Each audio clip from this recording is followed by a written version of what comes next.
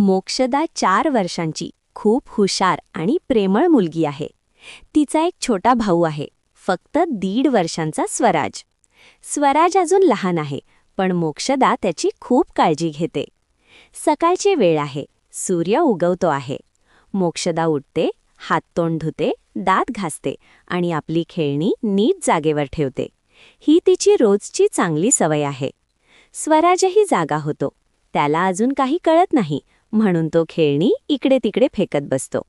मोक्षदा त्याच्याकडे हसून म्हणते, स्वराज, ये आपण आपली खेळणी उचलूया. वस्तू नीट ठेवणं ही चांगली सवय आहे. स्वराज तिच्याकडे बघतो आणि तिच्या मागे चालतो. तोही खेळणी उचलायला मदत करतो. आई हे पाहते आणि आनंदाने म्हणते, वा मोक्षदा, तू खूप छान उदाहरण देत आहेस. थोड्या वेळाने आई दोघांना हात धुवायला सांगते. मोक्षदा पटकन नळाजवळ जाते आणि म्हणते, आधी हात धुतले तर आपण स्वस्थ राहतो. स्वराजही तिच्यासारखा हात पुढे करून उभा राहतो.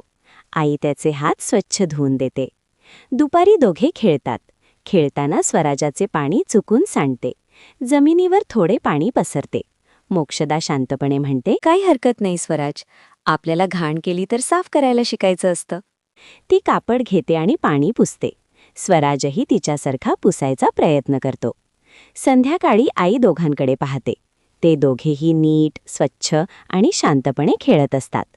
आई हसून म्हणते, मोक्षदा, तू स्वराजला खूप छान शिकवतेस आणि स्वराज, तूही दीदीचा ऐकतोस. दोघेही खूप छान.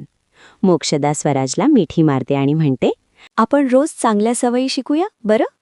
स्वराज हसत हसत तिच्या गळ्यात शिरतो.